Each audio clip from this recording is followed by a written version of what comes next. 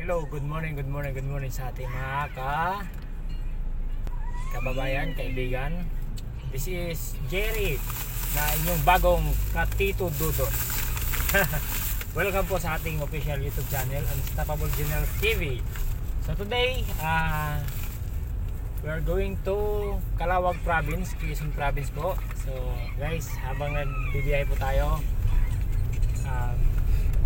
gagawa po ako ng video about sa ating ginagawa na kung saan para mas marami pa po tayong matulungan po. Okay? Ang video na ito is educational purpose only. Wala po itong entertainment, kasi ako po ay hindi vlogger, pero nagbablog po ako para po sa ating mga kababayan na gusto rin magkaroon ng maayos na buhay, magandang buhay. So sa mga nakakilala po sa akin, ayan, nabubulol na po ako. Sa mga nakakilala po sa akin, ayan, sila of course alam nila kung ano yung buhay ko dati and paano ko nagawang kumita ng malaki sa ginagawa ko ngayon, and paano ko na-achieve yung mga na-achieve ko ngayon. So ilan yung mga nakakilala ko nakakalam sa toong istorya.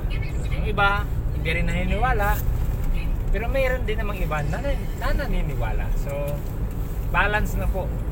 Kaya po sa mga hindi pa po ako kilala, ako po si Jerry, isa po akong typical na probinsyano na kung saan ay nangarap lang din po katulad po ninyo na nanonood niyo. So ako po ay galing po sa Mindanao. Medyo iiksiyan ko lang yung pagpapakilala ko. Galing po ako ng Mindanao, Agusan, sa Bayugan City po. Proud Bayuganon po ako. And lumaking nakikipaglaban sa kahirapan ng buhay. Yan.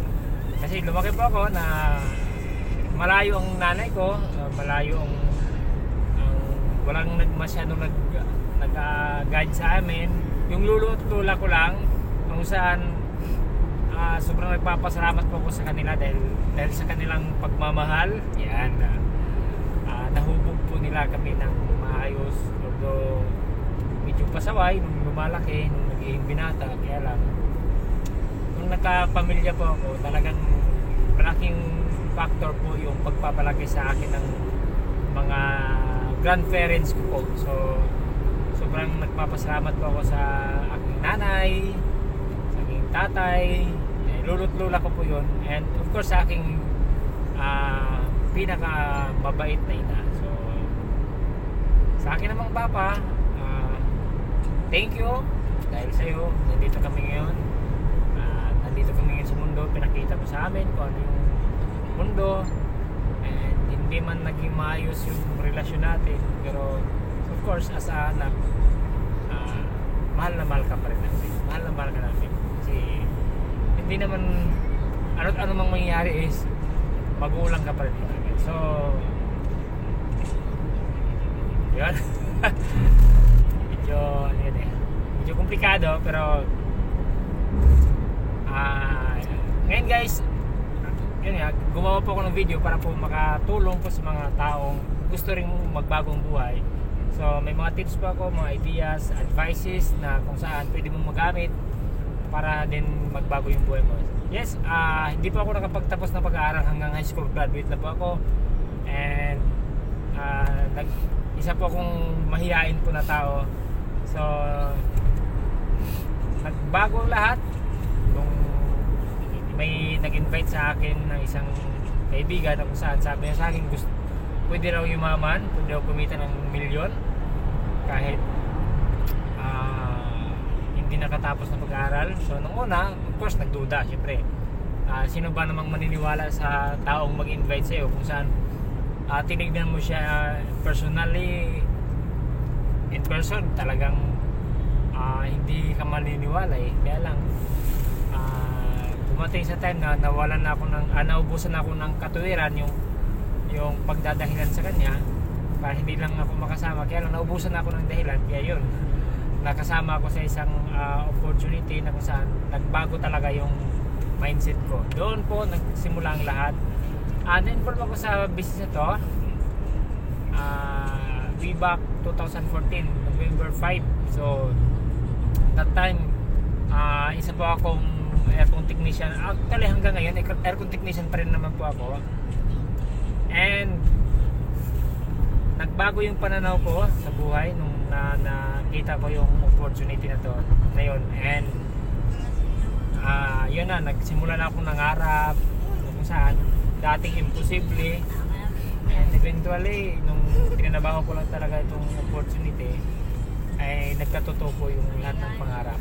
And hindi siya madali. Lahat naman ng bagay na may value sa mundo ay pinagsisikapan at pinaghihirapan po talaga. Of course, may tamang proseso and tamang actions, skills, proper mind setting. So lahat yan combination yan ng lahat ng mga hard work, persistency, consistency yan. Hindi naman talaga madaling umangat eh. So ang maganda, pag alam mo yung ginagawa mo, may magandang pupuntahan, ituloy-tuloy mo talaga yan. So guys, ang magiging advice ko lang po is napakasimple lang naman po talaga. Kung gusto mo lang talagang kung i-analyze mo lang talaga yung buhay natin, napakasimple lang. Magiging komplikado yan kung hindi ka open sa mga advice and solution. Kasi bakit? Maraming tao gustong magbagong buhay, maraming tao gustong yumaman, pero hindi sila lahat willing mag-take ng rest. Hindi sila lahat willing mag-sacrifice. Hindi sila lahat kayang gawin yung mga bagay na ikakabago ng buhay ng bawat isa. So iilan na po talaga. So guys, may salamin ako. Parang akong si Genius. Parang akong si Genius Tito Dudots. Yeah. Anyway, kaya lagi kong sinasabi to every time na kumakausap ako ng tao na kung gusto mo magbagong buhay mo, of course magsimula yan sa mindset. Baguhin mo muna yung mindset mo. Wag mong isisi sa ibang tao yung sitwasyon mo ngayon na kung saan wala namang kinalaman yung ibang tao sa'yo. Diba? Wag mong isisi sa gobyerno dahil ang dami ng presidenteng dumaan. Diba? Hindi ka naman yumaman, hindi ka naman dating mayaman, bakit isisi mo sa gobyerno?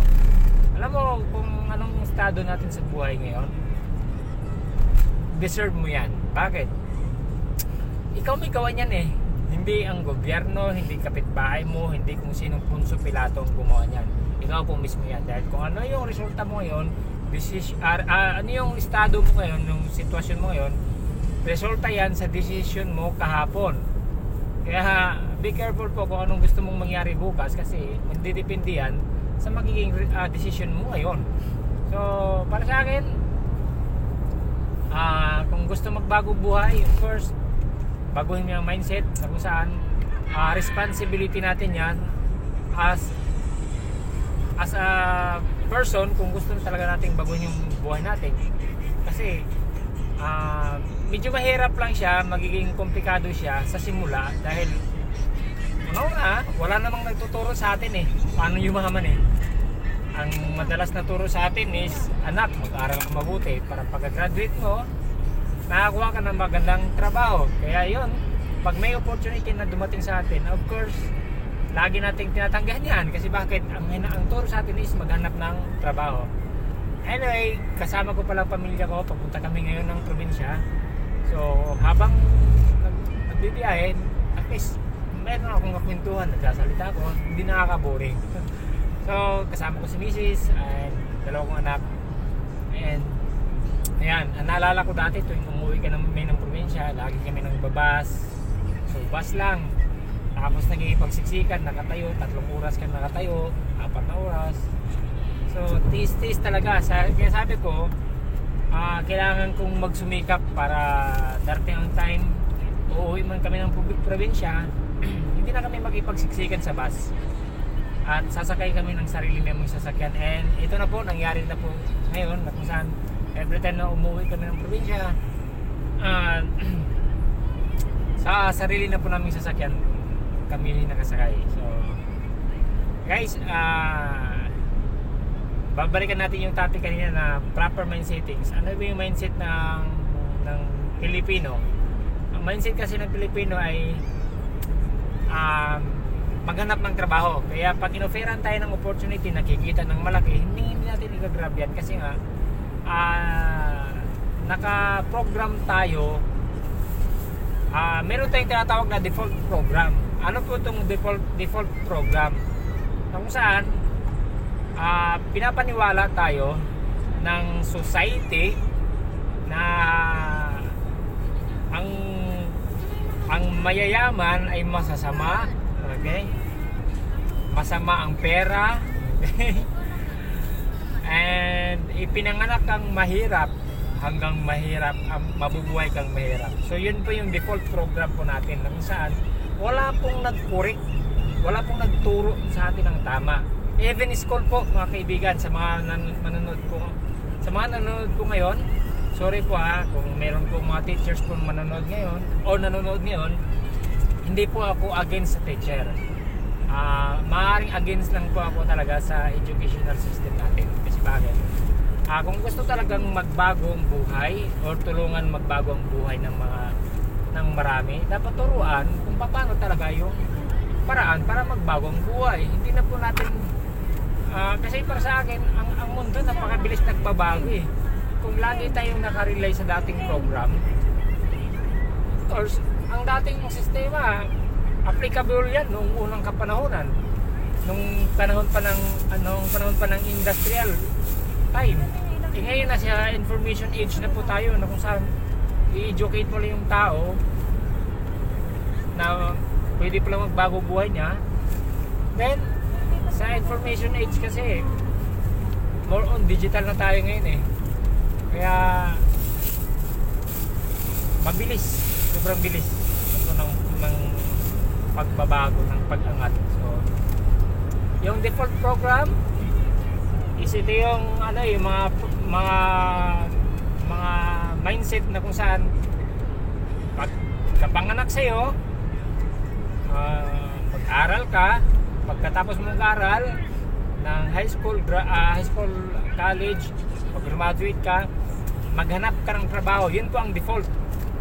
Maghanap ka ng trabaho, then pagka-stable na yung trabaho mo at nakikita ka na ng maayos na sweldo, mag-aasawa. So yun po ang default. Kasi i-program na ganon. Panganak, aral, after mag-aaral, mag-apply ng trabaho, maghanap ng trabaho, pag stable ang trabaho, mag-aasawa. Pag nagkaasawa, nagkakapamilya. Pag inulit ko lang. Pag nagkaasawa, nagkakaanak. Okay? Pag nagkakaanak, yung anak ipapasok sa school, eskwelahan. Pagka-graduate ang anak, maghanap din siya ng trabaho, then mag-aasawa. So yun yung default. So pwede namang mangyari na pagka tapos mag-aral ng isang bata is turuan siyang magnegosyo. Di ba? Laging turo kasi hanap ka agad ng trabaho. Alam niyo mga kaibigan, wala pong masamang maghanap o wala pong masamang magtrabaho. Lalong-lalo na kung magaling ka sa trabaho mo. Ang sa akin lang about sa pagtatrabaho po, mayroon pong pag-aaral dyan na kung saan 97/3 sa 100 katao, 97/3. Anong ibig sabihin yan? Sa 197, tatlo lang yung umangat sa buhay na mga empleyado. Yung 97, yung iba dyan broke, baon sa utang. Yung iba dyan wala na sa mundo. Ito yung pag-aaral na kung saan pinag-aralan yung 100 katao after na lang nag-retire sa trabaho, which is 65 years old retirement age. So ngayon, out of 100, tatlo lang yung umangat. So imagine mo yun, kung ganun yung magiging yun, yun ang magiging ratio ng labanan ng pag-angat sa buhay. Hindi siya sugal, kasi ang sugal 50-50 50-50 ang sugal. Siya, talo talaga yan, talo. So, kaya kung gusto mong magbago buhay mo, of course titingnan mo yung mga ginawa ng mga successful na tao. Sino ba yung mga naging successful na tao? Sila yung nasa business side. Okay? Sila yung mga nasa business side na kung saan sila yung may magandang buhay, may magandang sasakyan, may magandang bahay, may malaking savings, may magandang pamilya. Hindi naman lahat pang magandang pamilya.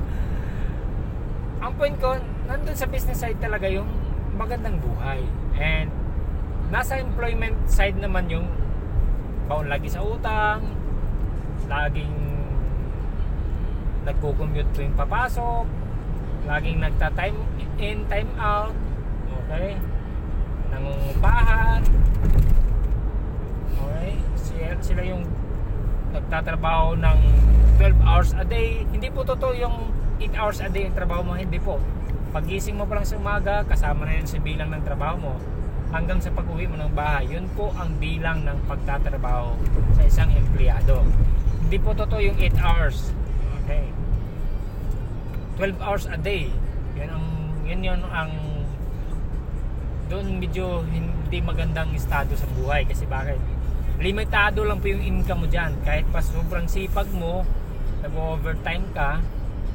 So, kung ano yung usapan nyo sa boss mo ng sweldo, yun lang po talaga ang pwede mong kitain every month. Okay? Hindi ka tulad nasa business sa umpisa. Pag nasa business side ka, kaibigan, sa simula maliit pa lang, pero eventually pag trinabaho mo yung business mo, nagkakaroon ka ng malaking income. So ano ba talaga yung business na ginagawa namin? I always promote network marketing, kaibigan, mga kapatid, mga kababayan. Kasi bakit? Nung una, sobrang negative po ako sa networking. Network marketing, sobrang negative po ako dyan. Kasi bakit? Wala kasi nagtuturo sa akin eh. Ako po yung typical na probinsyano na kung saan naging tambay din, nagiging masaway din sa lipunan. Yung tipong alam ang lahat. Yung tipong magaling sa lahat ng bagay. Magaling. Pag sinabing magaling, yan ang mga gawain ng mga tambay. Ay nako, alam ko na yan. Yung mga ganun, alam lahat ng kalukuhan. Yun, nangyari din po sa akin yan, na kung saan madalas din akong napapatawag sa barangay. Kasi hindi nga, naging tambay nga din ako eh. Pasaway din eh. So ako yung sobrang negative sa networking, na kung saan keyboard warrior din po ako sa Facebook. Nakikipag-away ako sa mga taong nag-i-invite sa Facebook. Nako, kayo mga scam kayo, mga scammer kayo. So, ayaw ko ng networking. Dahil bakit? Tingin ko sa networking is para lang yan sa mga taong walang magawa sa buhay. Di ba? Yun lang yung tingin ko sa networking. And pangalawa, ang tingin ko sa networking, para lang yan sa mga taong magagaling magsalita. Ayan, yun pong isa sa pinakamalaking factor bakit ayaw ko sumali sa mga networking na yan, na kung saan recruit nanggigigil ako niyan dati. Talagang wala kayong ibang magawa sa buhay kundi puro lang kayo ganyan, naluloko kayo ng tao. Ganun ang nasa isip ko dati, mga kaibigan. So yun, na kung saan isang araw in-invite ako ng kaibigan ko. Yun nga, nagkwento ko, nagtatrabaho po siya sa Shell. Sabihin, gasoline boy. Ayan, yung taong nag-invite sa akin dito, isang gasoline boy. Sabi niya sa akin, pare, gusto mo bang kumita ng malaki at mabilis? Of course, lahat naman ng tao gustong kumita. Kaya lang, tinignan ko siya mula ulo hanggang paa. Sabi ko, pare, hindi pa tayo nagsisimula, mukhang lugi na tayo. Kaya bakit? Tinignan ko siya itsura niya eh. Physical appearance, tinignan ko siya. Yayaman tayo, tapos itsura mo pahirap. Mauna ka na, kaya lang makulit. Arawin ka ba naman yung i-invite? So, to cut na long story short, wala na akong ibang choice, wala na akong ibang dahilan para tanggihan siya. na-corner niya talaga ako at naisama sa isang presentation, and doon nagsimula ang lahat. Kaya doon nagbago ang mindset ko, and doon nag-unti-unting nagbago yung pananaw ko sa buhay. Then ganun lang pala talaga simple. Nagsimula pala talaga yan sa perspective natin kung paano natin nakikita yung sitwasyon na to. Kung nahirapan ka, ang tingin natin ito yung kapalaran ko. Hindi pala totoo yun. Actually, kaya ka nahirapan kasi kagagawan mo pala yan. Totoo yan, kagagawan mo pala yan. At hindi yan dahil sa pinanganak kang mahirap, kasi marami namang pinanganak na mahirap na nagbago buhay. Manny Pacquiao, Manny Villar, yan. So, ibig sabihin, hindi hadlang ang kahirapan para umangat sa buhay. So, nagsimula lang talaga yan sa ating pananaw, sa ating mindset. So, doon, unti-unti po, medyo may process po medyo matagal yung proseso bago namin nakuha yung dreams talaga namin. Kumita kami ng milyon, nakabili kami ng condo unit, nakabili kami ng sasakyan, nakabili kami ng 10-wheeler truck, businesses, at nagkaroon na rin ng savings. So 5 years the making, 5 years in the making, ika nga kasi 5 years po kami sa dati naming company na kung saan doon talaga namin ibinuhos lahat ng training. So doon kami nag-aral, pinag-aralan namin yung business. Yung 5 years na yon, kumita naman ng konti pero hindi talaga totaling nakuha agad ang pangarap. And then one day na-introduce sa amin tong digital business na kung saan napaka smooth lang ang pangyayari, sobrang gaan ng pangyayari kasi sa digital business ito, dito po namin nakuha ang lahat ng nabanggit ko kanina. Dito namin nabili itong sasakyan. 1 year and 5 months doing this business. Yun na po yung achievement namin na sa basta malaki. Ayaw kong banggitin yung amount, malaki. And noon pa man ini-introduce ko na talaga, 6 years na po ako mahigit sa network marketing, and kaya ako laging pinopromote ang networking over your job.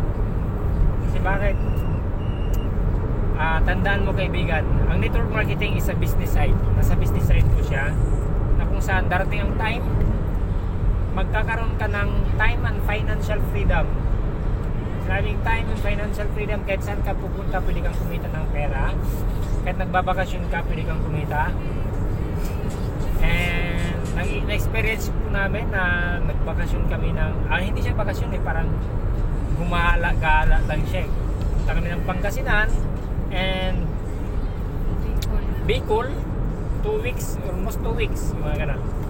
And kumita po kami ni Mrs. ng 270,000 gamit ang digital platform na ginagawa namin ngayon. So wala na kaming ginagawa nun, pero kumita kami ng ganong figure.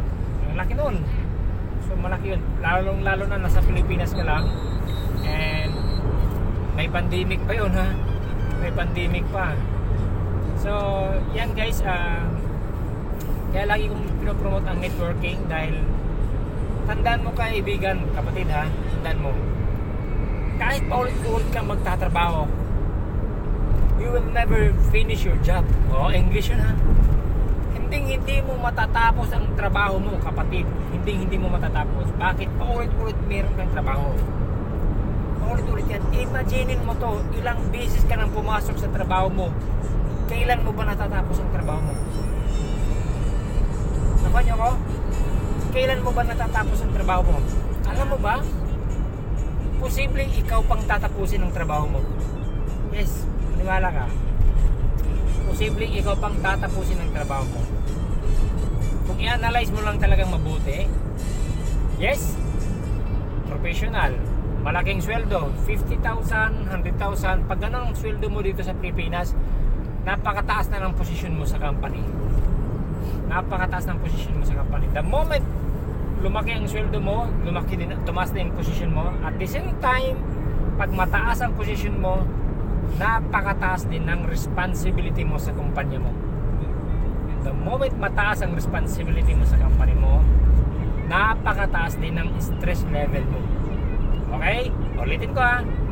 The moment mataas ang responsibility sa company mo, mataas din ang stress level mo. At mataas ang nakukuha mong stress level sa trabaho mo, yun na yun. Darating ang time, magkakasakit ka. So lahat ng pinaghirapan mo, lahat ng pera pinaghirapan mo, mapupunta ngayon sa pagpapagamot. Kaya guys, bakit pinopromote ko ang networking? Of course, ang networking, babaguhin yung mindset mo, magiging positive ka sa buhay, magiging positibo ka, magiging yung pananaw mo magbabago yun. Talagang basta totaling babaguhin yung ano mo, 360 yung proper mind settings mo. So magiging positibo ka sa buhay, at the moment naging positibo ka sa buhay, of course magiging magaan po yung buhay mo, magiging light ang buhay, light ang life. So kasi bakit? Oops, sana okay, balance 11 pesos na. Okay, magbabayad na tayo. Ano tayo mag-reload? Magbabayad na tayo. Tingnan mo mga kaibigan, kahit gaano ka ka-stable sa trabaho mo, kahit gaano kaya laki yung kumpanya yung pinagtatrabahoan mo, kahit gaano pa kagandang posisyon mo doon, kaibigan, walang kasiguraduhan dyan. Bakit? Minsan ba naisip mo, sa mga nakakapanood nito na may magandang trabaho, na nawalan ng trabaho dahil sa pandemic, minsan ba naisip mo na magbabawas ng store ang Starbucks, na magbabawas ng manufacturing facilities ang Coca-Cola? Minsan ba naisip mo ba yung gano'n na darating ang time magbabawas sila ng mga outlets, mga factory, paggawaan? Malalaking kumpanya yan sila eh, di ba? Mga kilalang kumpanya, it's a trillion US dollar a year, mga kampanya.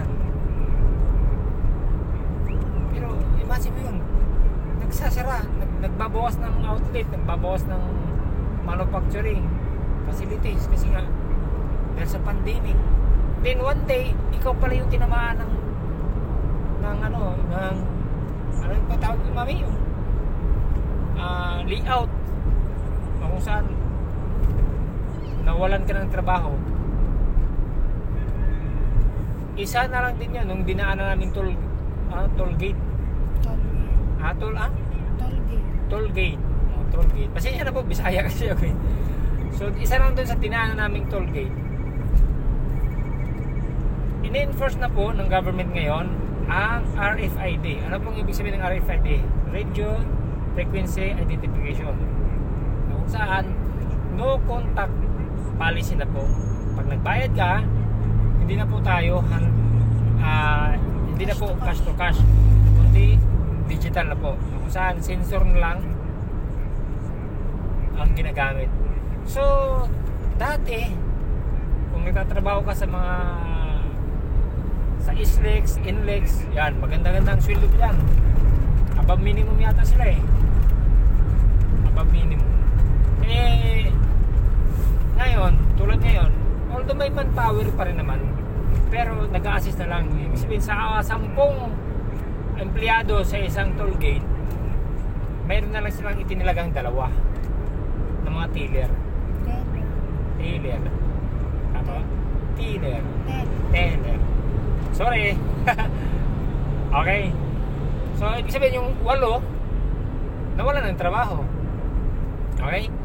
Kung napapansin mo sa isang fast food chain, hindi ko napapanggitin yung McDonald's. Okay? Toot!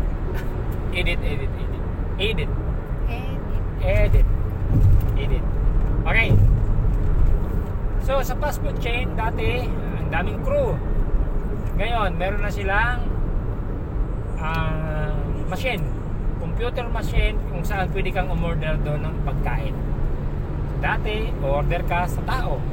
ngayon sa machine. So yung trabaho ng tao pinalitan ng machine. Mas makakatipid nga naman talaga yung kumpanya dahil bakit? Yung machine maintenance na lang. Yung tao buwan-buwan mong sasahuran. May benefits pa yan. So unti-unti guys, ang mundo ay nagbabago. Kung hindi ka sasabay sa pagbabago ng mundo, maniwala ka kaibigan, mapag-iiwanan ka po talaga dito. So meron tayong 30 minutes.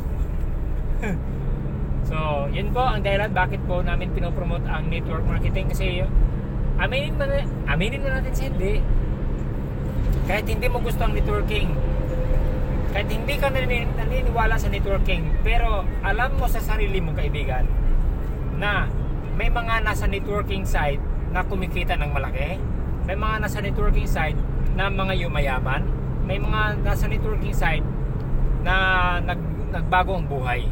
Ibig sabihin, kung ano yung pinaniniwalaan mo ngayon na kung saan,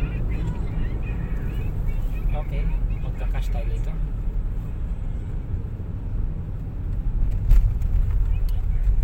Salit na ha. Titignan natin kung pwede pa. Cash na. Ay! Mami, boss mo.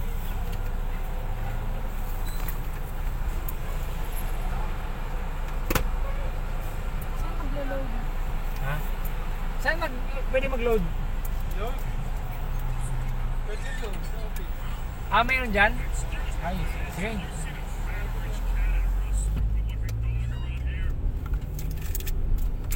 Okay. Yes, alam ko nasa isip mo na hindi lahat nasa networking ay yumayaman Dito yun. at kumikita ng malaki. Pero, basta ka na ngayon. Ang haba. Haba ang feeling. Pero alam mo din sa sarili mo na may mga taong nagiging successful dito sa networking. Kaya, isa lang ibig sabihin nun. Bakit ko pinopromote pa rin ang networking? Dahil hindi naman talaga lahat pwedeng yumaman. Pero what if pag pinagsisikapan mong networking? What if pinag-aralan mo yung buong concept? What if baguhin mo muna yung mindset mo? What if kumita ka dito ng malaki? Okay? Okay ba yun? Diba? Yan yung what if ko eh. What if, kaibigan, sa isang pagtatry mo lang, sa isang pagsusubok mo lang sa networking, magbago buhay mo, magbago buhay ng pamilya mo. Okay ba yun? Yes. Okay. Wala namang mawawala sa atin kung magta-try tayo sa isang opportunity. Pagkus meron tayong makuha tayo ng idea. Idea na kung saan pwede palang yumaman ng isang ordinaryong tao. Pangalawa, nagkakaroon ka ng maraming kaibigan. Kasi sa networking, tuturuan ka paano magiging friendly. Dati, sa mga viewers pa natin ha, lalo-lalo na pag mga siga-siga ha, mga siga-siga na kung saan, pag mga kalalakihan, ganito mga karakter niyan eh. Pag dadayo ang lalaki sa lugar ng isang lugar na marami ding mga tambay, mga kalalakihan, pag tititig ka pa lang, may kalalagyan ka na. Ganun naman talaga kahit saan ka pupunta. Huwag ka na magkaila kaibigan. Nangyayari yan sa'yo, nangyayari yan sa akin, nangyayari yan kahit kaninong mga kalalakihan. Tititig ka pa lang, masama na kaagad ang tingin sa'yo. Masama na kaagad ang dating sa'yo ng tao. Lalo na pag medyo bata-bata pa. Napaka-agresibo, di ba? Gano'n naman talaga eh. Pero pag nasa networking ka, nasa networking side ka kaibigan, pag tumitig ka, patay ka dyan. Kakausapin ka, kakaibiganin ka. Dadami at dadami kaibigan mo dito. Dadami ang kaibigan mo, dadami ang mga ka-close mo dito. Kung saan dati hindi mo naman sila ka-close, hindi mo naman sila kinakausap, pero nung nag-networking ka, nagiging friendly ka. Doon pa lang napaka-positive na po yun. Kasi natututo tayong magmahal sa kapwa. Natututo tayong nakikisama sa kapwa kung saan wala namang masama talagang makikipagkaibigan. So, yun ang importante, yung pagbabago sa lahat. So, kaya pinopromote ko lagi ang networking. Hindi po masama ang networking. Naging masama lang po ang networking dahil po sa mga taong gumagawa ng kalukuhan dito. May mga tao kasi talaga na napakaganda na ng company, napakaganda na ng industriya, nasisira dahil sa mga taong walang magawa sa buhay, walang magawang tama. Yung tipong ang alam lang ay panluloko sa kapwa. So yun po, doon po nasisira ang networking. Kasi bakit? May mga tao talaga na ika nga ay nanlalamang sa kapwa-tao. Meron talaga. Normal lang po yun. Kaya lagi naman sinasabi at in-advise na be careful po. The moment na kinausap ka ng tao about sa networking, mag-background check din kayo kung sino yung taong kumausap sa inyo. So yung record niya ba is talagang legit siya na pagkatao, legit yung pinopromote niya ang kumpanya. Kasi bakit may mga taong gagamitin yung kumpanya, pangalan ng kumpanya, then maluloko lang pala. So ang nasisira doon yung kumpanya, hindi yung tao. Kaya nagiging pangit ang tingin ng tao sa kumpanya, sa networking, dahil po sa mga ganong ginagawa ng karamihan. Okay, cash to cash tayo.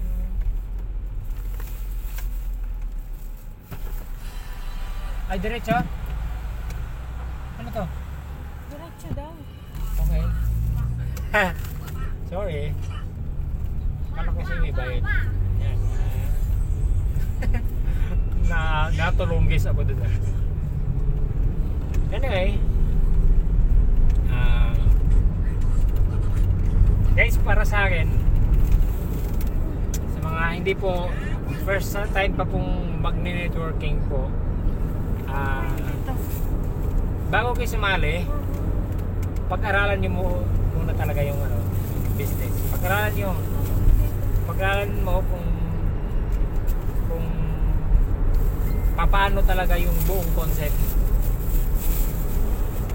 Then pag naintindihan nyo, yes, medyo mahirap siya yung intindihin sa umpisa, pero pag willing ka talagang matuto,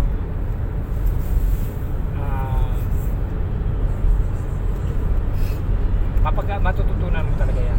Pero ang advice ng isang bilyonaryo, si Richard Branson, tama ba? Si Richard Branson po, advice po niya is, there is someone offer you an opportunity, say yes, and then later on pag-aralan mo. So iba naman sa kanya, di ba? Kung meron na mag-offer sa'yo ng opportunity, i-grab mo kagad, then later on pag-aralan mo. Pwede po yun. Pwede mo pong gawin yan kapag yung nag-invite po sa inyo ay kakilala mo. Ulitin ko, pwede mo pong gawin yan kapag yung nag-invite po sa inyo sa isang networking is kakilala mo. Pwede mo pong gawin yung sinabi ni Richard Branson na yes ka kagad, grab mo kagad yung opportunity, then pag-aaralan mo later on.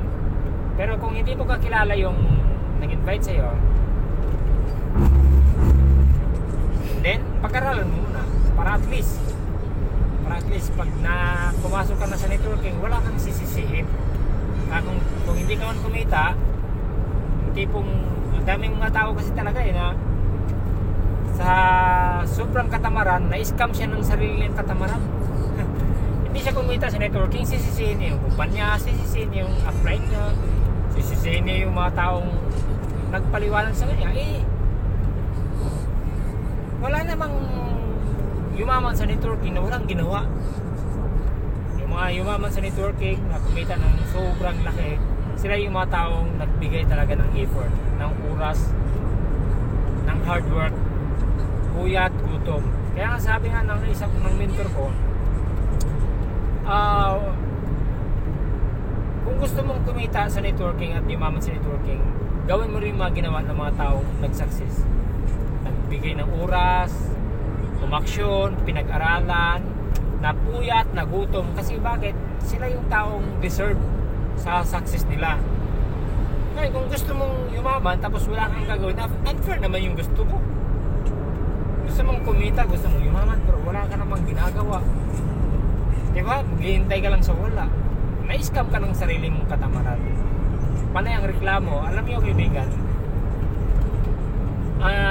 ito natutunan ko lang din to, kung saan, kung sino yung mga panay ang nagreklamo sa buhay, sila yung hindi umangat. Sorry po sa mga nakakapanood po, kung sino yung panay ang reklamo sa buhay, na mahirap ang buhay, mahirap kumita ng pera, sila yung hindi umangat. Kasi bakit? Parang inaayawan mo na yung opportunity, yung blessings na dumating sa'yo, parang inaayawan mo na.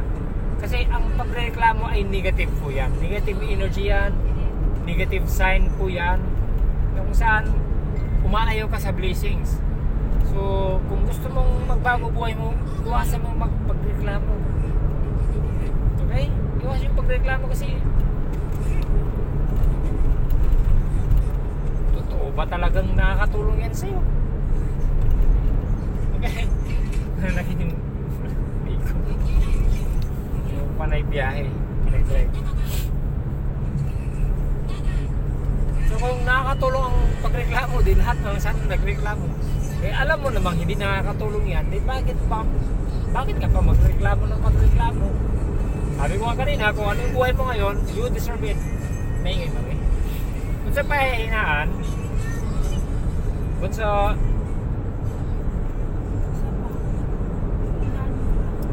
so, kung ano yung buhay mo ngayon, you deserve it, kaibigan. Kasi ikaw yung may kagagawa niyan at hindi ibang tao. So, sabi nga, sa Jeremiah 29:11, "For I know the plans I have for you, declares the Lord, plans to prosper you, plans to give you hope and bright future." Ibig sabihin, gusto ni Lord pala maging maayos buhay mo. Kaya lang, bakit hindi lahat maayos ang buhay? Dahil hindi naman talaga lahat nagagrab ng isang opportunity. Hindi po lahat ng tao inaayos ang buhay. Hindi po lahat ng tao inaayos ang buhay nila. Ito po, maling gawa ng mga tao. Ang maling gawa ng mga tao is nangungutang ng pera pambayad din sa utang. Kasi napakamaling gawa yan, di ba? Imagine mo yun, may utang ka, babayaran yung utang mo sa pamamagitan ng pangungutang ulit. Kailan ka matatapos sa kakautang? Diba? Guys, walang masamang mangutang, ha. Hindi masamang mangutang kung ang ipinangutang mo is gagamitin mo sa isang opportunity.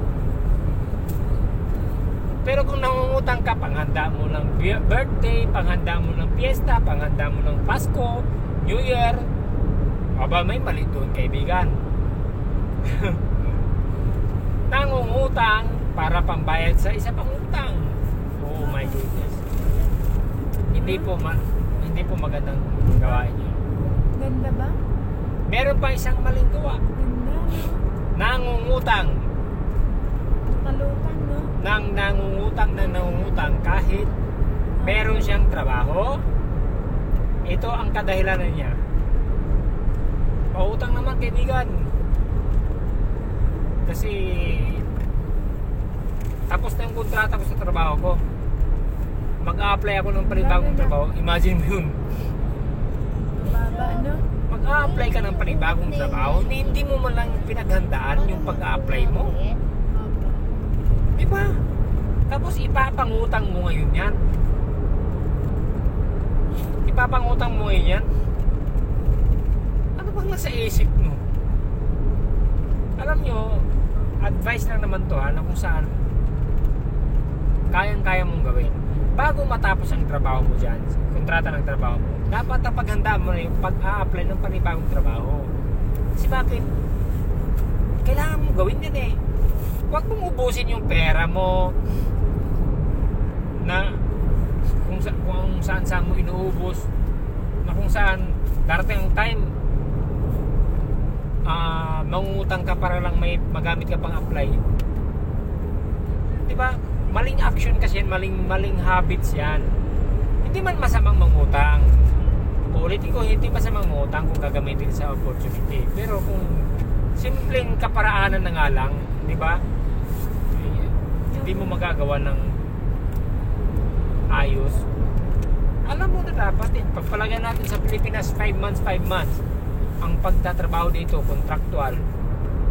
Hindi, first month mo pa lang, nagtabi ka na para after 5 months mo, meron ka ng pang-prepare doon pag nag-next, apply ka ng next na trabaho. Hindi yung okay lang na walang pera may tatabi kasi nga mayroon pa rin akong trabaho ngayon. What if kung wala ka ng trabaho, gagawin mo yung pangungutang. Diba? Mahirap yan, kaibigan. So ito pa, pangalawang maling gawa ng karamihan is every time nagka-problema, tinatakasan ang problema. Guys, tandaan mo, ang problema hindi matatapos yan, hindi nawawala yan. Ang problema hindi nawawala yan. Ngayon, dalawa ang pwede mong gawin para masolusyonan mo ang problema mo. Ulitin ko, dalawa ang pwede mong gawin para masolusyonan mo ang problema mo. Una, takasan. Pag tinakasan mo ang problema mo, of course, hindi mo na maging problema yun. Tinakasan mo na eh. Pero every time na may dumating na problema sa'yo, since una mong ginawa ay tinakasan, pag merong ulit dumating na problema sa'yo, ang gagawin mo ngayon ay tatakasan ulit. Sabihin, namamaster mo ang pagtakas. So pag ginawa mo yon, pagtakas lang ang namaster mo, alam nyo ba na walang growing doon? Hindi ka nag-grow as a person. Hindi ka nag-grow as a person. Pero pag ang ginawa mo, pag may problema ka, tapos ginawan mo ng paraan, sinolusyonan mo yung problema, believe me kaibigan, may growth doon. Nandun yung growth. Nag-grow ka as a person, nagkakaroon ka ng knowledge paano solusyonan yung problema mo na yun. Then every time mayroon ka problema, kayang-kaya mong solusyonan yan kasi nga nagawa mo na nung una. And magiging master ka sa ginagawa mo ron. Sa dalawang ginawa mo, magiging master ka doon. Master mo ang pag-solusyon sa problema and master mo din ang pagtaka sa problema. So kung sa ginawa mo na yan, iisa lang ang ginawa mo, dalawang ginawa mo, pero iisa lang ang purpose ay pag-master, di bakit pag-master ka pa sa hindi tama? Di doon ka na sa tama, doon ka na sa paggawa ng solusyon. Kasi na ma-master mo lang din naman, doon ka na sa magandang pag-master. Then, ang problema, nag-evolve din yan. Kaya yung solusyon, nag-evolve din dapat. Yung paggawa mo ng paraan, pag-resolve mo ng solusyon na yun, ang problema na yun, pag-resolve ng solusyon. Redundancy yung sinasabi ko, yung binabanggit ko. Anyway, so, every time na may problema ka, tumataas ang problema mo, lumalaki ang problema mo, then, lumalaki din yung solution mo.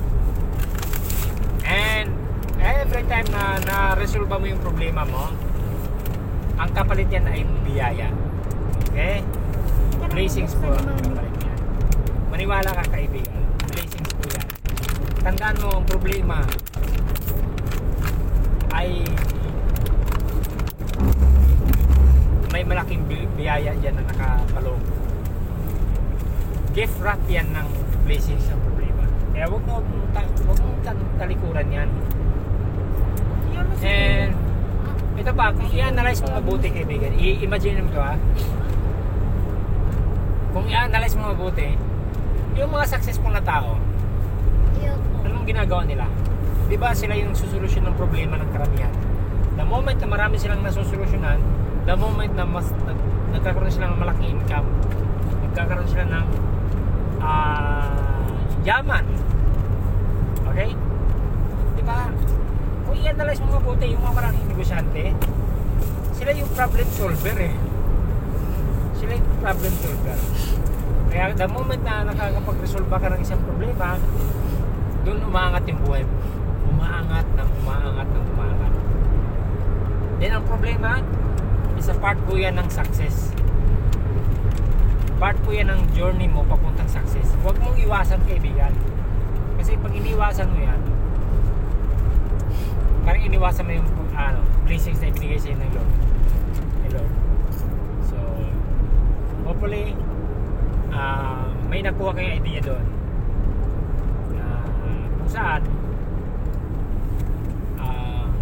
magagamit nyo sa buhay nyo. Paano ba tayo mga? Malapit na. So, dadaan kami ng Lipa para mas iwas traffic. Iba, dati sa Turbina kami dumadaan, Santo Tomas. Ma-traffic. Pero dito kami dumaan ngayon sa Lipa. Gilid ka na tayo. Bago lang namin ito nalaman eh. Sige. Medyo na... Okay guys, stay tuned lang ha kasi inom lang ko ng tubig. Lagi yung baon namin tubig.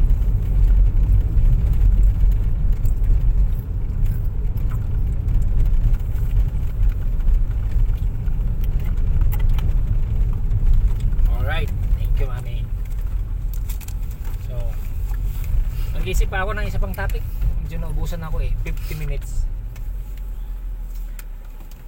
Yan mga topic natin kanina. Sana may natutunan din po kayo kahit paano may nakuha kayong aral. So may mga kinakausap pong tao, mga tinuturuan kung saan yung mga ibang sumunod at nakinig, ayan, nagkaroon po sila ng malaking resulta. And ano pong nangyari ng coaching to? May coaching po ba sa mga? Wala na. Wala na, no? Ba't siya nahirapan? Flash tayo, di ba?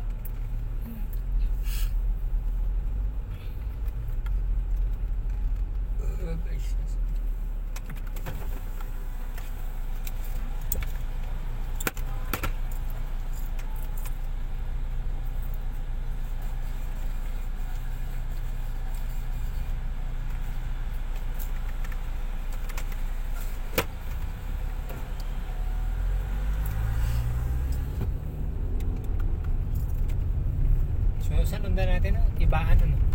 Ibaan. So, guys, may mga taong nakikinig at sumusunod sa mga turo at advice po namin. Sila yung mga taong nagbago din ng buhay. And sobrang nakaka-proud po yun. Sobrang nakaka-proud po yun. Kuya, pera mo na po eh. Ayun na lang kay Pinking.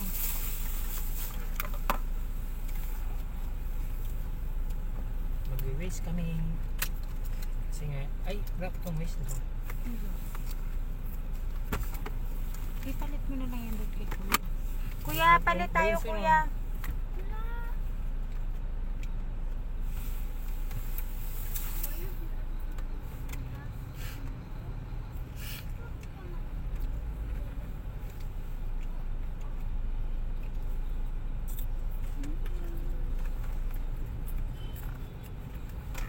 So, pause muna natin.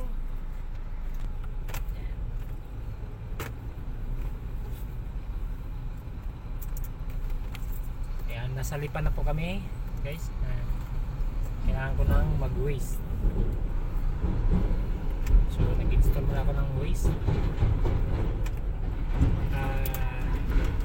Guys, kung napapansin nyo ng mundo, diba? Nasa digital age na po tayo. Kung saan kung hindi ka pa marunong magluto ng ulam, madali mo lang matutunan yan through Google and YouTube. And kung hindi mo alam kung saan ang daan papunta sa pupuntahan mo, itanong mo kay Google or Waze. Google Map or Waze.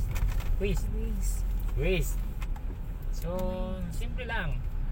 Ang nagpakomplikado lang sa buhay mo is ikaw po mismo. Andiyan na po lahat, ibinigay na po sa atin lahat, information, idea. Ang gagawin mo na lang is i-grab. Kasi kung hindi mo i-grab, Kung hindi mo kagano'n na nakita yung yung ulap, ang ganda, parang pabaga. Kuya, bansa o gumagalaw.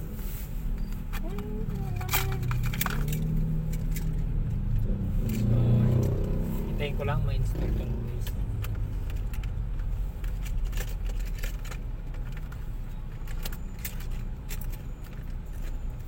Nadaan natin si Wade dito. pag ano, uwi, hindi. Hindi pa siguro tatay kasi may pasok pa yun eh.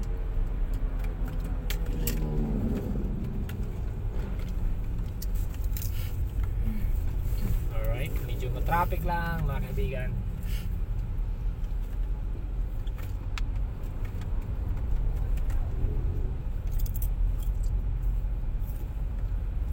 Okay. So ano pong magiging topic natin? About sa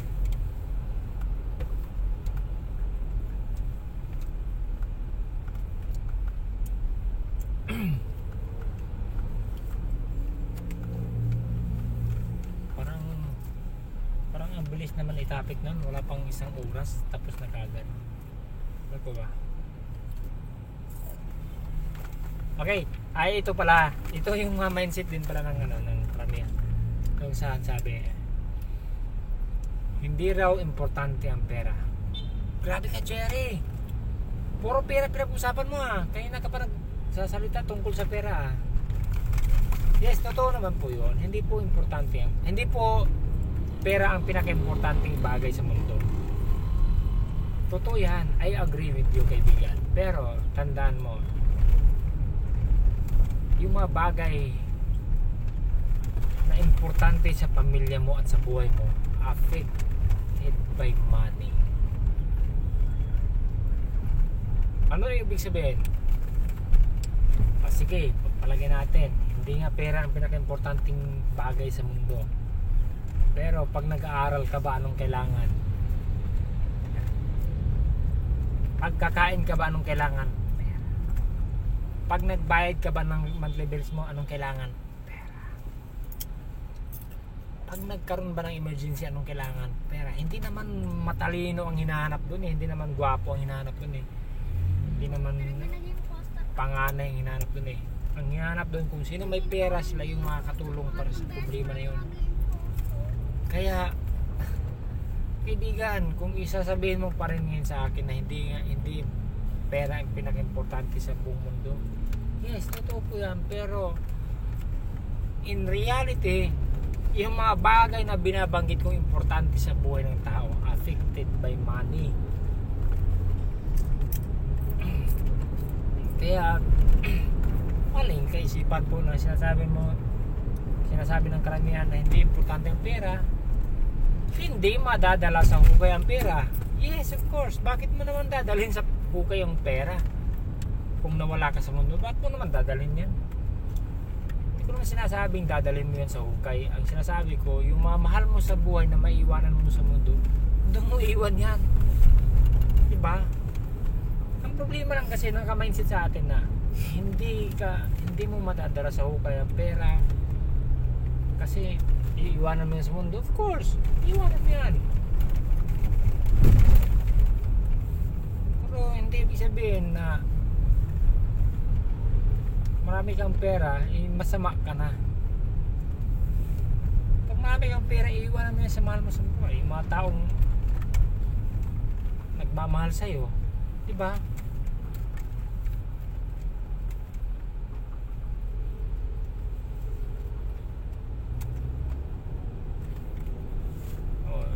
May mga taong mindset na yung ganito.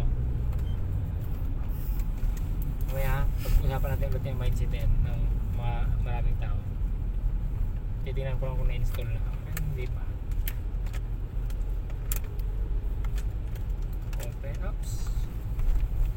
Okay, setting.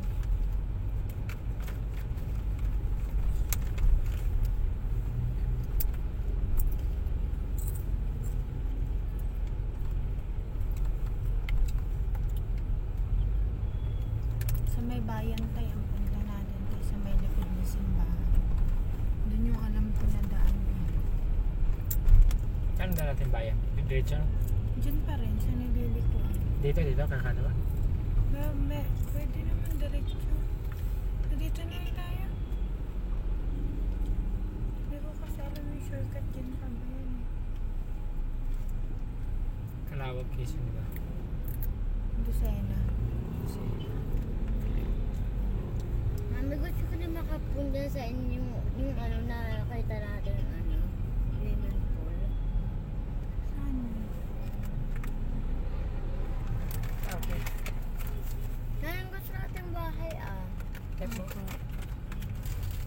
Yun na lang kayo din kaya gamitin mo yung cellphone mo tayo.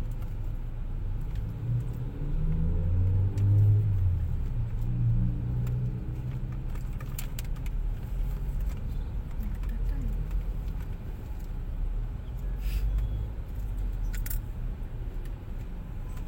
Ding! Ding! Pero may cellphone ni tatay na palit tayo. Hindi kasi ito magamit sa Waze eh. Ding! Ano? Yan na, kuya. Kailangan natin. Nak. Papa na naman ako! Sige na. Ako! Lance, naaabala tayo, Lance. Lance.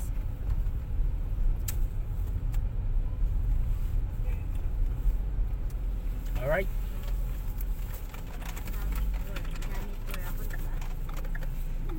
Sorry. Pinaglalagay dito ng aircraft.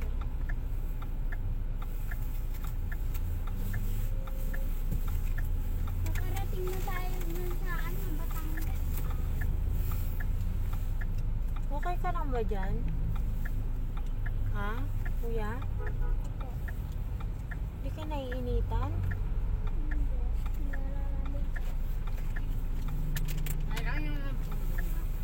Ayaw mo na? 50 kilometers. Malapit na lang pala dito, no? Magkalaban lang talaga dito.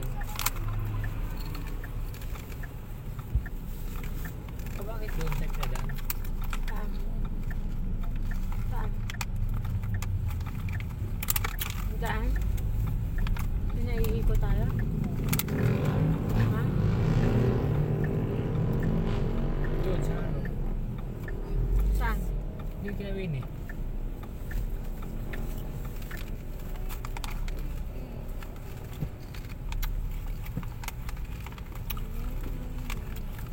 Mga may shortcut dun. Ang sinasabi ni Winnie.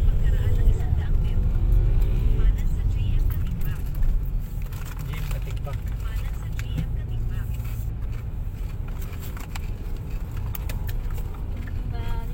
Ipapahanap ako pala. ng ticket. Pwede pala dito.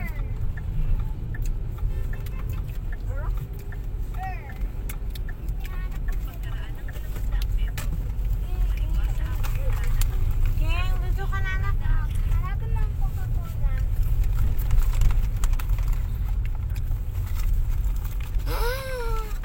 Okay. Kuya, kain ka nito.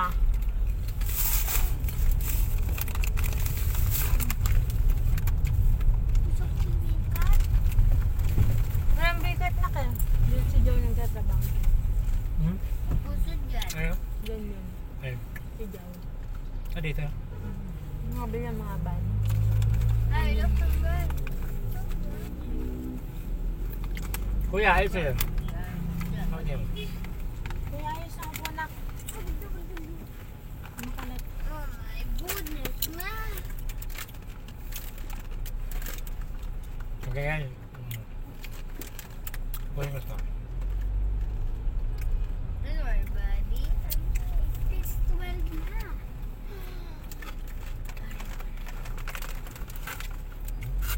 Ano? Iniinom mo yan? Yung tubig dyan sa ano? Sa bote na yan? Hindi. Ba't nandiyan yan? Natapon ng gun. Bawal yan inumin ha? Bakit? Hindi yan, panlinis lang yan ng kotse. Ayaw mo na yan dyan sa baba na. Ano yan yan? Okay na yan. Okay guys,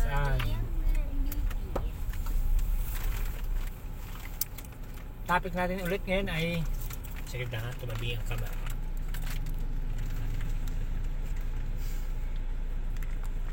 Baliktad ka natin, mami.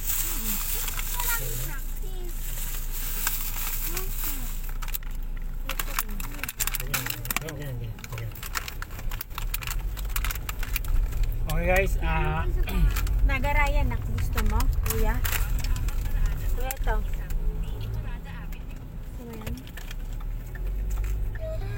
Mukha ng cheese rin. ngayon ating topic ngayon ay ano, Ayaw mo nito? Don't worry, buddy. Itanggal yung BP. alin ang mas importante? trabaho or family. Okay? Ang pinaka-question is, alin ang pinaka-mas importante? Trabaho o pamilya? Guys, maraming tao nalilito dito sa tanong na to. Of course, ang sagot ng karamihan is pamilya. Pero ito po ang nangyayari. Himay-himay natin mabuti ha. Himay-himay natin mabuti.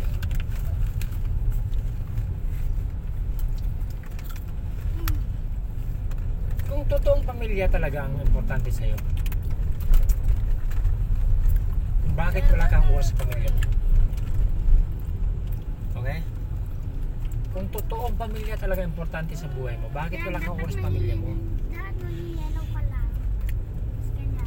Diba? Kasi i-analyze mo mabuti to. May mga taong pag tinanong mo na dito kung sino importante sa kanya, ang sagot pamilya. Pero ang ginagawa naman, walang oras pamilya nila. Bakit? Dito na lang masusukat natin ang katotohanan na wala silang oras pamilya nila.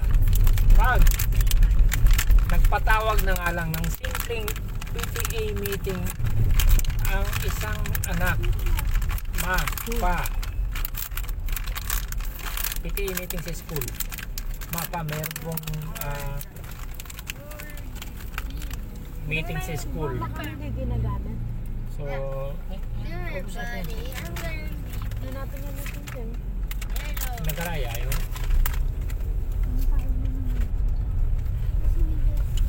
Nakahin mo yun. Anong sagot ng magulang? My name is Baron. Anak, busy ako. Nak, kakainin mo ba itong kuya? May trabaho ko. See? Tapos sabihin mo sa Double kick. sabihin mo ngayon na pamilya ang importante Diba niyo. thinking ng kapalat ba din?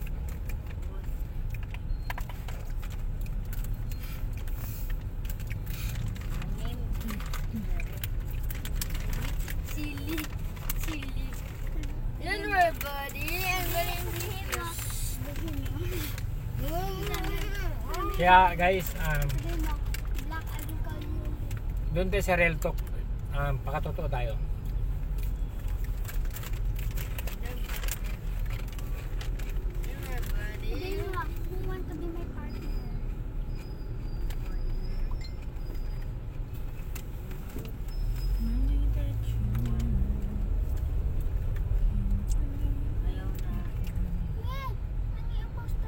Okay? Ano ba? Maingay. Karamihan.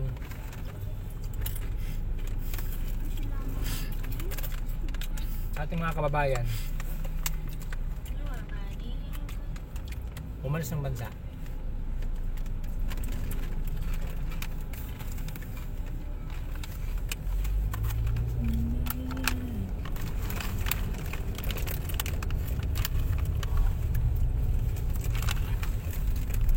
Ngayon, tatrabaho sa abroad. Nag-FW. Iniwanan yung anak. Nasabi ko na. Want to my partner. Oh, ay. Iniwanan yung pamilya. Ang anak niya 2 taon pa lang. Iniwanan niya. Ako, nilord niya. Kasi ang katwiran niya Yes. para sa future ng family niya. Yes, naintindihan ko yun. Kasi dating nag-OFW yung asawa ko sa Qatar. Ng 1 year. Bago ako pumasok sa networking, nag-OFW siya. Then, doon ko nakitang networking. Kaya grinab ko talaga. Then, ito yung katotohanan na kung saan, ang sabi ng iba, kaya sila alis ng bansa sa papuntang abroad para po sa future ng family niya. And ang nangyayari, Ito yung masakit na katotohanan. Yung iba, gumaganda ang buhay. Pero majority, yung iba nasisira pamilya. Aminin natin sa hindi, nangyayari po yan. Yung okay kayo ng asawa mo pag alis mo ng bansa, pero nung napunta na sa ibang bansa ang asawa mo, nasisira na. Talaga bang na, para sa pamilya yun? Talaga bang para sa pangarap mo, para sa pamilya mo? Ano ka sa gilid? Bakit nangyayari yung ganun? Si White. Diba? Natitiis mo na iiwanan mo ang pamilya mo na umiiyak ang anak mo. Kasi yung kaibigan, dapat, diba, yung puso mo kaibigan. Alam ko na gusto mo matulungan ang pamilya mo. Alam kong gusto mo bigyan ng maayos sa buhay pamilya mo. Kaya lang, ito ha, masakit na katotohanan to. Makasarili mo naman. Iwanan mo pamilya mo. Para lang masyado siyang kinat niya ako. Buti na hindi ako. Makasarili mo naman. Kung saan gusto mong umalis ng bansa para lang kumita ng pera. Kaibigan, ang dami pong mga ibang lahi pumupunta ng Pilipinas para po magnegosyo. Real talk tayo. Totoo tayo. Baka sakaling matauhan ka. Marami. Indiano, Chinese, Koreano, Amerikano. Lupot yung nilaga. Pumupunta ng Pilipinas Ako sa para lang magnegosyo. Kaya mo na. Pero ikaw, aalis ng bansa para maging empleyado. Diba? Hindi mo pwedeng pagbigyan mo naman sarili mo para humanap ng opportunity sa Pilipinas. Yes, mahirap ang Pilipinas. Sa tingin mo, mahirap. Kasi minamindset tayo na mahirap ang Pilipinas. Kaya ang tingin mo sa Pilipinas, mahirap ang Pilipinas. Mahirap kumita ng pera sa Pilipinas. Pero kung napapansin mo, kung i-analyze mo lang talagang mabuti, ang daming mga ibang lahi nagninegosyo sa Pilipinas. Diba? Minsan, para sa akin makasarili yung yung magulang na sorry sa mga magulang po na nag-sacrifice po para sa anak nila, pero ito po kasi yan. Nangyari kasi sa amin, maliit pa lang kasi ako sa probinsya, umalis ang nanay ko pupunta. Kasi wala na kasing tatay. Ibig sabihin, maliit pa lang ako. Siyempre gusto kong makasawa nanay ko kasi yung mama ko. Kasi gusto ko, wala na kaming tatay. Hindi na namin nakikita tatay namin. Pati ba naman nanay, mama ko, aalis pa. So, tuwing umalis si mama sa Mindanao, papunta Manila para magtrabaho. Like kong sinasabi, bakit kailangan niya umalis? Ba't kailangan niya kami iwan? Wala lang nga si Papa pati pa naman si Mama aalis. Tapos ang kakatwiran para magtrabaho, diba?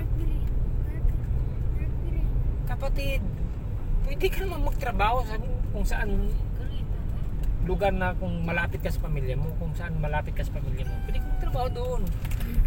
Promise, makakakuha ka ng maayos sa trabaho, promise yan. Ano't ano man, makakakuha ka ng maayos na trabaho.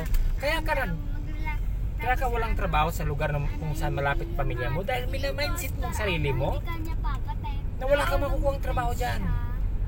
Mindset mo kasi na gusto mo magtrabaho doon sa lugar na yon. Mindset mo kasi na gusto mo magtrabaho sa abroad. Alam mo ba bakit ka nasa abroad ngayon? Kasi nga nag-apply ka Bihira naman. Para sa akin sorry kung medyo offensive tong mga sinasabi ko ngayon na tipong na ano ko yung pride mo. Pero huwag kang makasarili, may anak kang iniwanan. Diyos ko po. Anong pakiramdam mo? Napakahirap ng kaibigan. Yung tipong gusto ka nila makita, gusto ka nila makasama, mayakap, hindi nila magawa. Kasi malayo ka. Diba?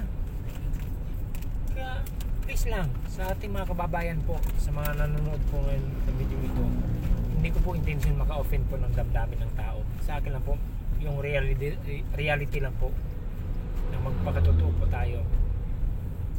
Sa ayaw at sa gusto mo, kaya mong buhayin ang pamilya mo dito sa Pilipinas. At sa ayaw at sa gusto mo rin, kahit pa nasa abroad ka, wala naman yung nagbabago sa estado ng buhay ng pamilya mo. Diba? Sige, wag nating lahatin, pero may ilan umangat. Pero karamihan, ganun pa rin naman. Yung tipong 5 years ka na sa abroad, 7 years ka na sa abroad, 10 years ka na sa abroad, 20 years ka na sa abroad, pabalik-balik. Lumalaki ang anak mong 2 anyos, lumalaki sa picture. Yung dating 2 taon na anak mo, pag uwi mo 2 na. Diba? Ang hirap mong gano'n na tipong 2 taon yung anak mong iniwan. Bumalik ka. After ng kontrata mo, pagbalik mo 2 na yung anak mo. Paano nangyari yun? Wala ka kasi nung Valentine's. Diba? Tapos ngayon, sisihin mo ang asawa mo. Sisihin mo na ganito ganyan. Wag. May opportunity sa Pilipinas. May opportunity. Napakaraming opportunity po. Napakarami. Ang hindi mo lang talaga ito nakikita. Alam niyo, patutunayan ko sa inyo kung gaano karaming pera ang Pilipinas. Ito po subukan mong pumunta sa isang mall. Mall. Tama ba? SM na lang. Subukan mong pumunta sa isang SM. Pumunta ka sa isang department store. Department store. Kung saan hanapin mo yung May ikaw? okay, don't you ever worry. Sa may ulan. Diyan sa may poste. Bibibi na yung anak ko. Sa may ulan ko. Okay na yan dyan. May ano dito nagtitinda eh. Yung sa medyo liblib. Walang Saglit lang mo sa... Don't forget Yeah, to pwede. subscribe and like and hit the notification bell and comment. Hindi pa tapos. Mamaya pa yun kuya. Ayan, dito na lang. Okay, dito. Magsinelas ka na. Yan, puno-puno naman yun dyan eh. Yan bro. Ito na tatay. Okay. Mauna kang lumabas mami. Oo. Okay, ganito yun. Hi, Dad.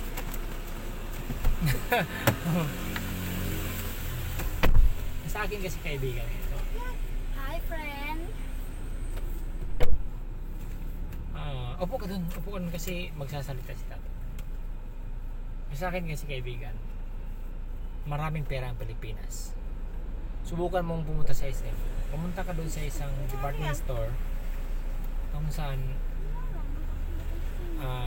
pumili ka ng isang sapatos na sobrang ganda na doon mo makikita ang mamahal pala. Alam mo, may nakita ko isang sapatos na nagkakahalagang 300,000 pesos. Isang Paris na sapatos. Kung i-analyze mong mabuti, may bibili ba nun? Di ba? Nasa SM, nasa Pilipinas tayo, 300,000 pesos isang sapatos. Believe me or not, may bumibili po ng ganong sapatos. Ayan. Believe me or not. Bakit? Magtitinda ba sila kung walang bumibili? Di ba? Hindi sila magtitinda kung walang bumibili. Kaya ako? Hindi mo lang kasi alam, okay? Hindi mo lang kasi alam kung paano kumita ng malaki kahit nasa Pilipinas ka. Kaya ang tingin mo ngayon sa Pilipinas ay mahirap na bansa. Pero hindi lang talaga tayo na-educate. Paano natin ma-maximize yung ating galing at ang ating effort, ang ating oras kahit nasa Pilipinas ka na pwede ka palang kumita ng ganong kalaki. Alam mo bakit may mga taong bumibili na ganong amount? 300,000 isang Paris na sapatos? Kasi may kapasidad silang bumili. Kumikita sila higit pa doon. So, Isa lang ibig kong sabihin nun, may pera ang Pilipinas. Kasi kung totoong mahirap ang Pilipinas, dapat walang ganun. Walang nagtitinda dito na ganun laking halaga. Isang sapatos lang. So doon pa lang natin mapapatunayan na may pera ang Pilipinas. Hindi lang tayo na-educate, wala lang tayong idea kung paano kitain yun. So kaya para sa akin, sa mga nagsasabi na importante ang family over your work or job, imagine mo yung mga taong iniwanan ng pamilya para lang magtrabaho. So real talk tayo, kasi ang katotohanan is pinili mo yung trabaho mo kaysa sa pamilya mo, diba? Hindi mo man lang ba isinaalang ang damdamin ng anak mo? Hindi naman ito magyayari. Ako dati gustong gusto akong pa-abroad din ng asawa ko, of course, kasi nahirapan din kami nung dumating sa time na walang makain. Yan, nangyari sa amin yan, walang makain, walang kapera-pera, nangangalkal siya ng mga barya sa bag niya. Nagkasakit yung anak namin, wala kaming pang-check up. So dumating din yan sa amin. Kaya sabi sa akin, skilled ka. So gamitin mo yung pagiging aircon technician mo, mag-abroad ka. Kasi in demand yan sa abroad. Malaking sahod mo dyan. At inoferan din ako ng ninang namin na kung saan pwede akong pumunta ng Australia, Bilmari? Australia. Pwede akong pumunta ng Australia, ipipetition daw ako na anak niya. Then pwede akong magtrabaho doon para kumita ng malaki, kasi malaki daw sweldo doon. Kaya ko raw kumita ng 5,000 pesos per day. Ang laki na. Per day yun. 8 hours. So pwede, no? Kaya lang hindi ko talaga nakita sarili ko na mag-abroad ako para magtrabaho. Hindi ko nakita yung sarili ko na gano'n. Kasi bakit sabi ko, hindi ako mag-abroad para magtrabaho. Kung yung layo nun, tapos ang pamilya ko iiwan ko dito, yung mga anak ko iiwanan ko dito. Diba, ang hirap na tipong hindi mo makasama ang pamilya mo, hindi mo makasama ang anak mo. Nag-anak ka pa, iiwanan mo lang din naman. Diyos ko po, napakamakasarili mo naman. Sabi ko, hindi ko kaya gano'n. Tipong makikita ko yung anak ko na alam yun, umiiyak. Tapos bawat damdamin mo, nahihirapan. Damdamin ng anak mo, nahihirapan.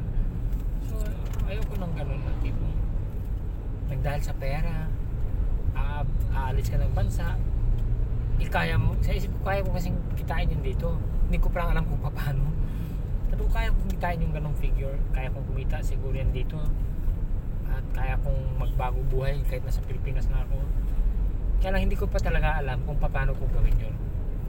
Kaya sabi ko, alam ko may darating na opportunity. Pag naniniwala ka pala, pa lang, may opportunity darating sa'yo, mangyayari yan. Kasi bakit? Open ka na sa lahat ng opportunity. Dumating ang time talaga, lahat ng opportunity talagang gusto kong i-grab. Ako, mahihain kasi akong tao eh. Of course ngayon, medyo nasanay na lang kaya ako nakakapagsalita sa video, sa harap ng maraming tao. Pero dati talaga, mahihain ako. Pero nilakasan ko ng loob ko, sabi ko hindi po pwedeng pahiya-hiya, lalo na nung nanganganak ng misis ko.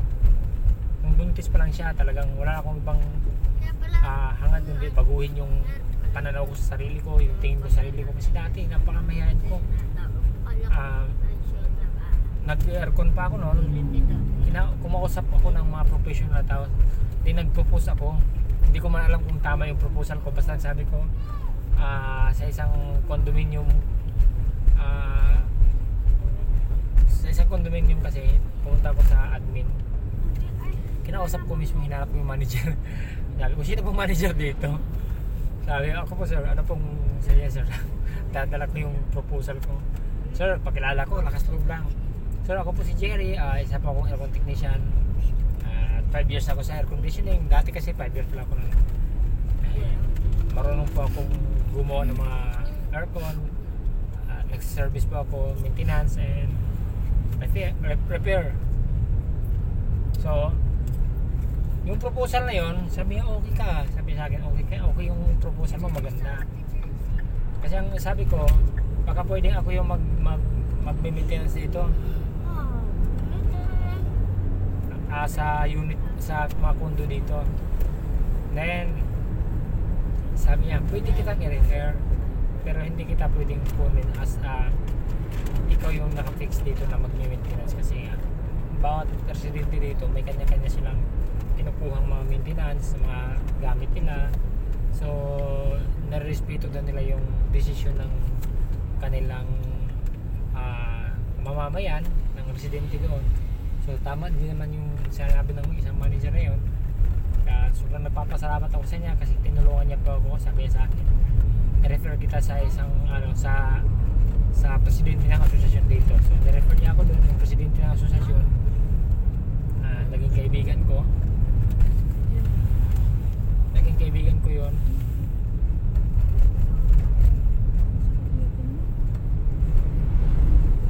So doon ako nakakuha ng maraming customers, and yun doon nagsimula na parang sabi ko, ay kaya ko parang kumawa sa mga tao ng saan hindi pala dapat ikakahiya, wala naman dapat palang ikahiya. Sabi ko nga, hindi naman nila alam na nahiya ako noon. So nilakasan ko ang loob ko doon, nag-umpisa lahat na kumakausap na ako ng mga tao, nagpo-propose na ako ng nagpo-propose. So yun, nakakuha ko ng mga projects, and yun na, kailangan mo lang talagang i-maximize yung oras at talino na dito sa Pilipinas. Kailangan mo lang talagang i-grab yung mga opportunity na dumadating sa atin, kasi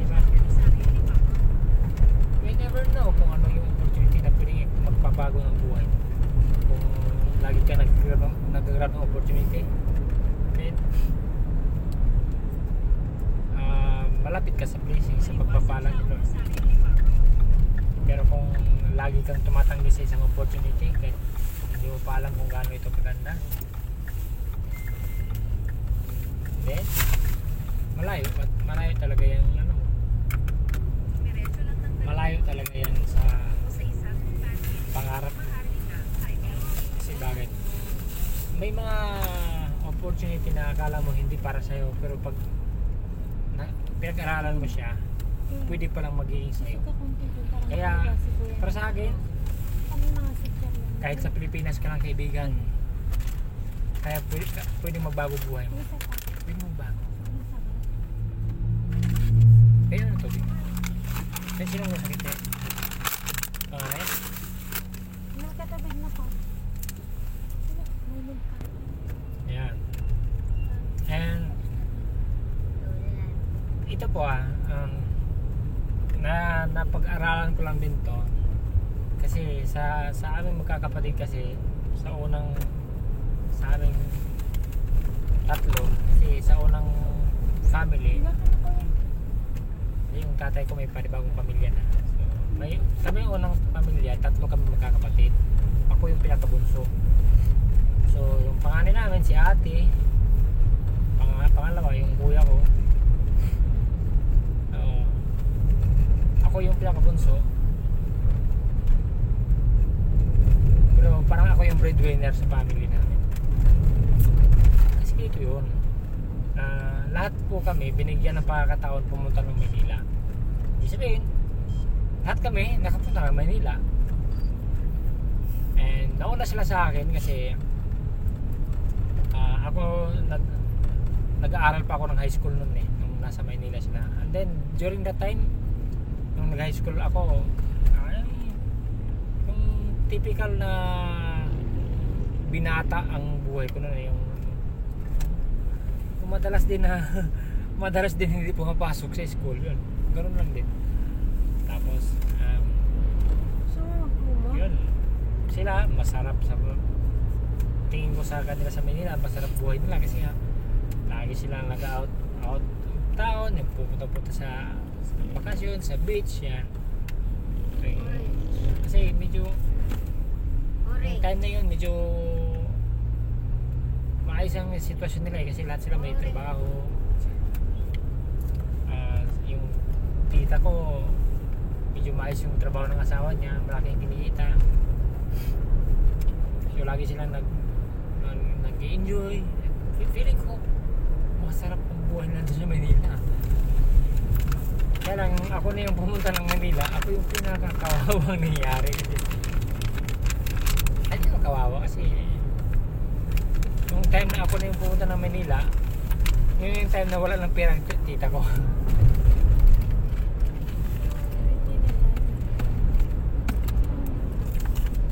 Yung time, pagdating ko ng Manila, wala akong trabaho. Kasi yung napasukan ko sana ng trabaho, hindi na ako natuloy dahil nag-away-away yung magkakapatid. So wala nang sasagot kung sino magpapasahod sa akin, which is 2,000 lang naman ang monthly ko sana way back 2004. So naranasan kong kumain sa lalim ng lamesa kasi bawal akong makita ng amo yung nag-recruit sa akin eh. Kaya yung nag-recruit sa akin nun is kapitbahay namin. Roommate. Sabi sa akin, pare, siya na. Hindi ka na rin nakukunan kasi nga walang papasweldo sa'yo. Yung ha? Anong gagawin ko dito? Yung nga na, kung meron ka daw kamag-anak dito, sabi ko, patay tayo dyan. Eh, nung time na yun, hindi ko pa makontak yung tita ko.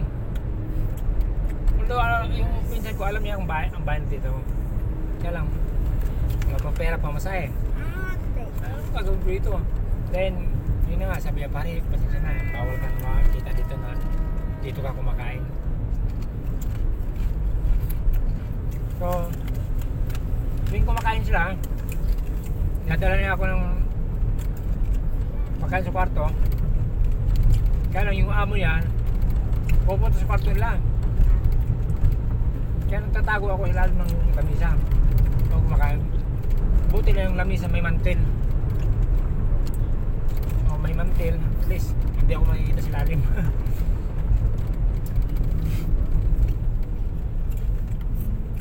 Naranasan ko yun. Then nung pumunta ako ng tita ko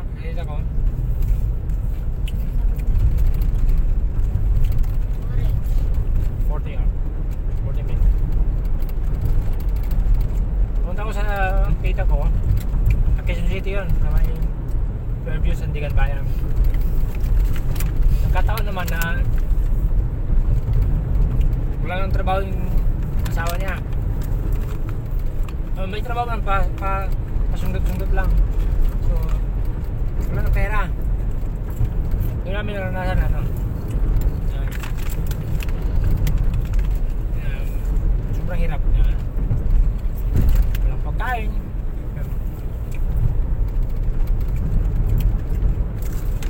Nasa namin toyo, ulam toyo, kanin bao, isa 2 beses lang may kakain sa araw.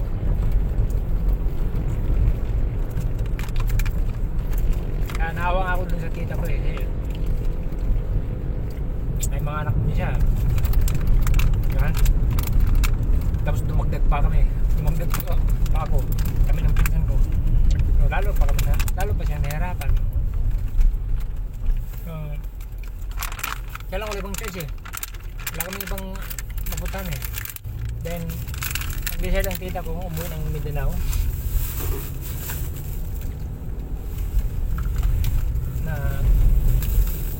Gusto niya ako mag-desisyon, sabi niya, desisyon ka,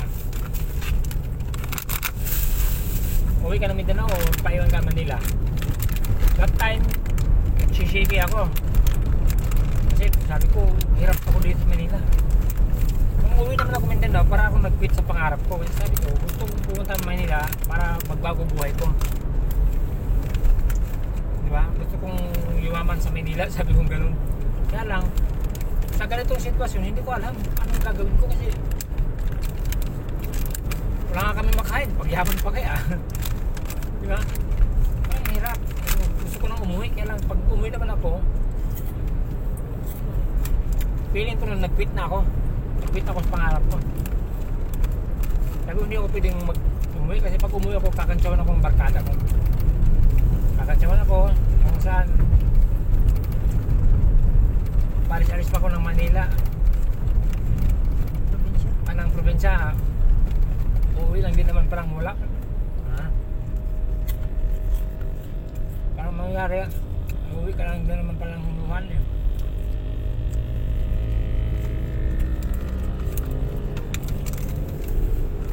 So, nag-decide ako magpaiwan.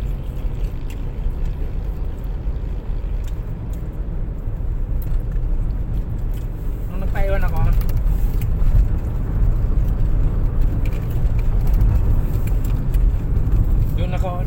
doon namin naranasan yung nakikipagkaibigan ako sa mga tambay doon sa Quezon City.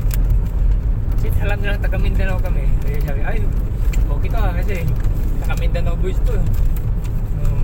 Malakas din ulog dito.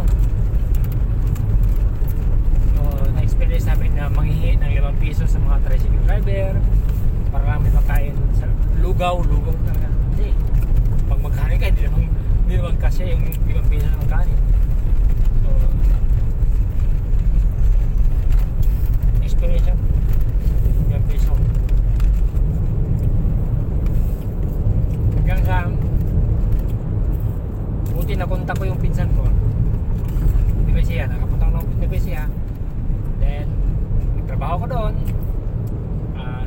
sa tubigan. 1.5 isang buwan na sweldo, okay na yun, basta may makain lang. Then, napunta ako ng Manila, nag-construction ako. Napunta ako ng construction. After ng construction, napunta ulit ako ng Manila ulit. Kasi sa construction kasi, dinala ako sa Pampanga. After ng Pampanga, Manila ulit. Doon ako napasok sa isang gawaan ng relo. Sabi ko, okay to ha. Kasi pag matutunan ko to, hindi na ako magugutom. Kahit saan ako pumunta, kaya ko nang buhayin sa sarili ko. May skill na ako eh. May skills na ako eh. Paano gumawa ng relo, din natututo din ako gumawa ng alahas. Paunti-unti, hindi man master, pero natututo lang paunti-unti. Hanggang sa napunta ako sa air conditioning. At doon nagsimula ang lahat. Air conditioning, nangarap lang din na magkaroon ng sariling negosyo.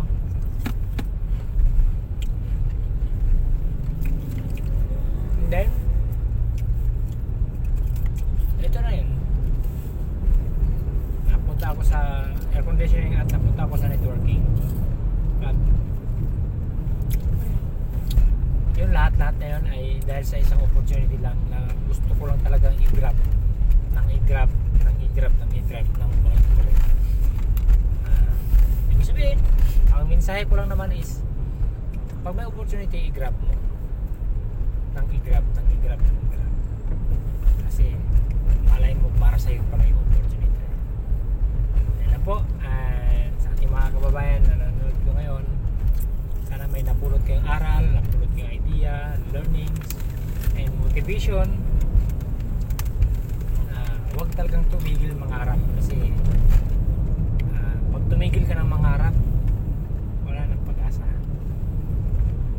Patuloy mangarap ka para sa pamilya mo, mangarap ka para sa anak mo, mangarap ka para sa mahal mo sa buhay kasi at the end of the day, pag nakuha mo ang mga pangarap mo na yan, sobrang sarap ng ramdam na maibibigay mo sa mga mahal mo sa buhay yung pagpapala or blessings na nakamtan. Yun lang po, sana po sa mga nanonood po, please subscribe po sa ating official YouTube channel po, Unstoppable Generals TV, and huwag po kalimutan i-hit ang notification bell para po sa ating mga updated na video na i-upload po para po sa mga tips and advice para po makuha mo yung mga pangarap mo. Yan po, this is Jerry, ang inyong Tito Dodots, yung sabing, in every problem there is a solution. If you are not part of the solution, you are part of the problem. Credit to Chinkitan. So, yan po slogan Chinkitan po. Maraming salamat po and God bless lahat.